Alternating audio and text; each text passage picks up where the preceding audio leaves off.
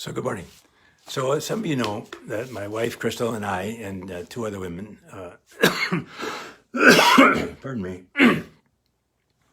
Rosemary Skinner and Cynthia Ballard, started a live Facebook show called Soiree Lifestyle Series 2020. And it's Wednesday afternoon, 1 to 2.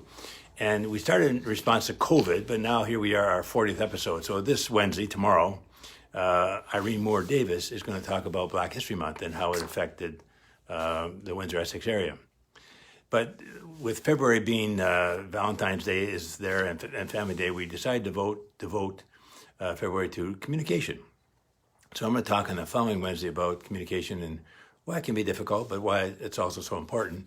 And then the last Wednesday of the month, we're having Dr. Harville Hendricks and his wife, Dr. Helen McKelly Hunt, back for the second time on the show. And they're the preeminent relationship therapists in the world, really, they are. And we're honored to have them on the show. So that's the lineup for February. But, so today I want to talk about why relationships or communication can be difficult. And then Thursday I'll look at but why it's so important.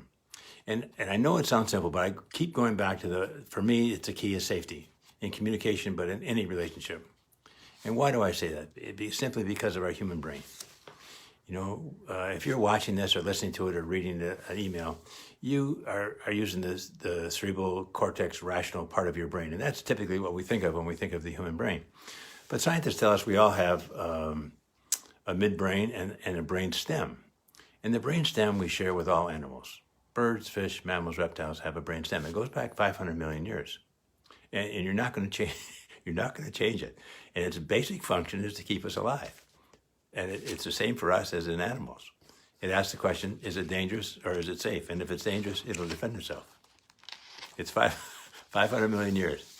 And then if it's dangerous, then we tend to go into those survival modes of fight, flight, or freeze. And then to compound the problem is that if you think about the earliest learning of a child, the first 2 years, most of a child's learning is nonverbal. It's right brain, it's tone of voice, gestures, expression, touch. And so the cues for danger are organized then. And the child, if they experience danger, they develop their own fight, flight, or freeze mechanism. So then what happens in a relationship is your partner, even vaguely similar, the tone of voice, expression, a gesture, and the old brain remembers that cue from way back, and it throws you into a defensive mode, the fight, flight, or freeze. So so for me, that's why communication, especially in an intimate relationship, can be problematic, because especially if one or both partners don't feel safe, they tend to go into those survival modes. So again, safety for me is the key. If you don't feel safe, you'll defend. It's a 500 million year old legacy. You won't change it, right? So that's why sometimes communication can be difficult. And then on Thursday, I want to look at but why it's so important, why we have to learn to talk to each other in a safe way. All right. We'll see you Thursday. Have a great day.